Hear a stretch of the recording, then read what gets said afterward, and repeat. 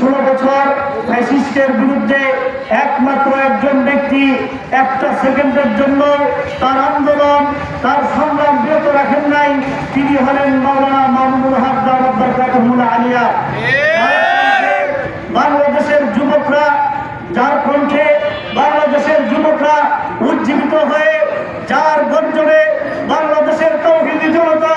উজ্জীবিত হয়ে, school college ভার্সিটির ছাত্ররা সম্মিলিতভাবে এই দেশ থেকে জালেম সরকার ফ্যাসিস্ট হাসিনাকে বিতাড়িত করতে বাধ্য হয়েছে। আজকে বাংলাদেশে যদি একমাত্র হকের কথা উচ্চ স্বরে কেউ বলে, কেউ যদি ইসলাম প্রতিষ্ঠিত করতে চায়, আল্লাহর জমিনে আল্লাহর খেলাফত প্রতিষ্ঠিত করতে চায়, সে আর কেউ নয়, সে হলো বাংলাদেশ খেলাফত মজলিসের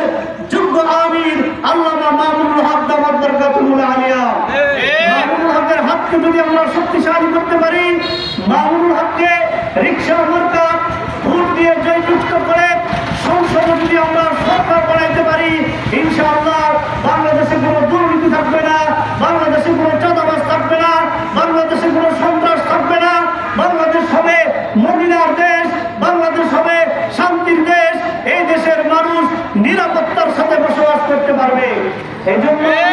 সরিষাবাড়ি সকল ভোটার ভাইদেরকে অনুরোধ করে বলতে চাই, আপনারা এবার ভুল করবেন না, নৌকাকে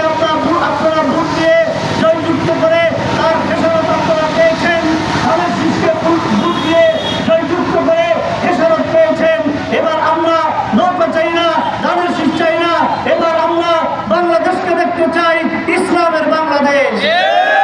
বাংলাদেশ ইসলামের বাংলাদেশ। এবারের সরিষাবাড়ি ইসলামের সরিষাবাড়ি, ইসলামের দেশ হিসেবে, ইসলামের সরিষাবাড়ি হিসেবে যদি আমরা দেখতে চাই, তাহলে আমাদেরকে ঐক্যবদ্ধভাবে রিকশা প্রতীকে ভোট দিয়ে আল্লামা মামুনুল হকের হাতকে শক্তিশালী করতে হবে, আমাদের হাতকে শক্তিশালী করতে হবে। আমি আপনাদের কাছে আহ্বান জানাই, আপনারা আসুন রিকশা মার্কা ভোট দিয়ে রিকশাকে